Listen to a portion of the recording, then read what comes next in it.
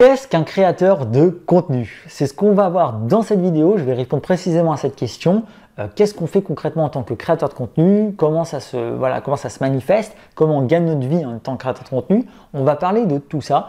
Tu as peut-être vu déjà ce terme, tu as peut-être déjà entendu ce terme, mais tu ne sais pas concrètement ce que ça veut dire, ou peut-être que tu veux devenir créateur de contenu, mais que tu aimerais en savoir plus sur le métier. Donc, on va parler de tout ça dans cette vidéo. Et juste avant, si justement la création de contenu c'est quelque chose qui t'intéresse et que tu penses lancer ton entreprise grâce à la création de contenu, alors je t'invite vivement à récupérer un pack de 10 ressources que je mets à ta disposition gratuitement avec un lien qui est juste en dessous dans la description. Ça t'aidera à avoir tout ce qu'il faut pour bien démarrer dans la création de contenu. Alors, la création de contenu, on distingue généralement deux grandes catégories. La première grande catégorie, ce sont les influenceurs. Ce sont des personnes qui vont créer du contenu sur Instagram, ou TikTok ou autres plateformes dans le seul but de grossir leur communauté.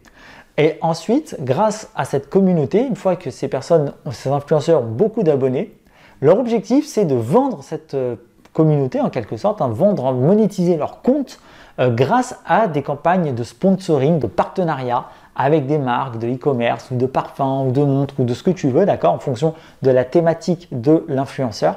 Et donc, de gagner sa vie grâce à ces sponsoring, grâce à ces campagnes qui vont faire des campagnes d'influenceurs, on appelle ça comme ça, pour utiliser leur influence auprès de leur communauté afin de présenter des produits, vendre des marques, etc.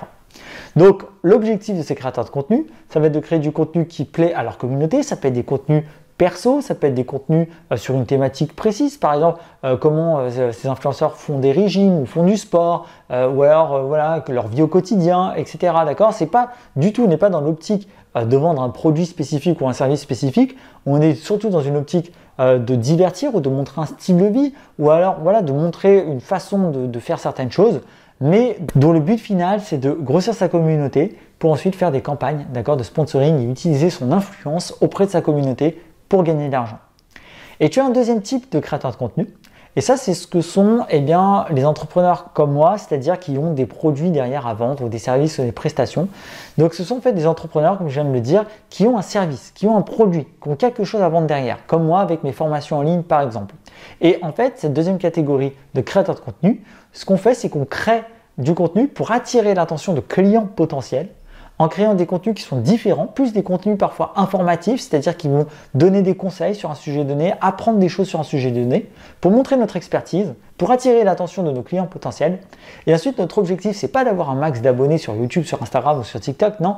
Notre objectif, c'est de faire en sorte que les personnes qui nous découvrent, ensuite, quittent YouTube ou quittent ces plateformes de réseaux sociaux pour venir sur notre site et s'inscrire à notre liste email. Pourquoi? Parce qu'une fois qu'on aura ces personnes sur la liste email, on pourra ensuite envoyer des emails réguliers pour promouvoir non seulement nos contenus, mais aussi promouvoir nos offres, nos produits et nos services, parce que c'est là où on fera le plus de ventes, c'est par email. Donc en fait, dans cette deuxième catégorie de créateurs de contenu, la création de contenu sur les plateformes, les réseaux sociaux, devient plus une finalité, mais devient un moyen pour attirer l'attention de nos clients idéaux et venir faire rentrer du monde dans notre liste email, parce que c'est notre base de prospects qu'on veut finalement développer. Donc ça c'est super important, c'est une grande différence. Du coup on ne va pas du tout faire le même type de contenu, on va faire des contenus beaucoup plus ciblés, beaucoup plus précis, des contenus qui vont parler de notre sujet de manière assez précise afin d'attirer des clients potentiels, des personnes intéressées par ce qu'on raconte. Et pour avoir un maximum de chances que ces personnes aient envie d'aller plus loin avec nous, s'inscrire à notre liste email et qu'ensuite on puisse faire la promotion de nos produits. Donc ça c'est la deuxième façon de faire la création de contenu, c'est ce qu'on appelle en marketing de l'inbound marketing, du marketing de contenu, d'accord, pour attirer du monde.